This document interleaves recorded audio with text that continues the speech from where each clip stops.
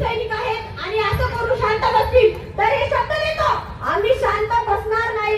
तुम्हाला तुमची शिक्षा दिल्याशिवाय राहणार नाही।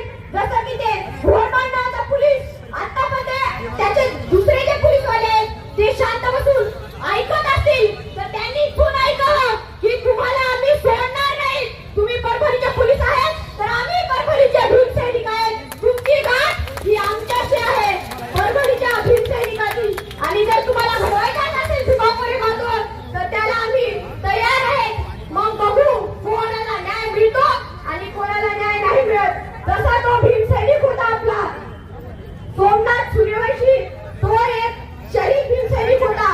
कोणताही आरोपी नव्हता, कोणताही गुन्हेगार नव्हता। त्याने फक्त संविधानाची रक्षा करण्यासाठी संविधानाची प्रतिमा तोडलेल्या आरोपीस मारहाण केली। तो कोणता गुन्हेगार नव्हता, तो आपल्या समाजातील एक कट्टर भीम सैनिक होता आणि त्याला न्याय मिळवून दिल्याशिवाय आम्ही शांत बसणार नाही। आम्ही मरेपर्यंत आंदोलन करू। आम्ही त्याच्या घरच्यांना शब्द देतो की तुमच्या घरच्यांना एक सरकारी नोकरी म्हणून त्याच्या न्यायाला मिळवणार। आणि हे सांगून मी माझे 2 शब्द थांबवते। जय भीम, जय संविधान। यानंतर परभणी जिल्हा आंबेडकर चळवळीच्या वतीने अन्यायाविरोधात होत असलेल्या धरणे आंदोलनाचा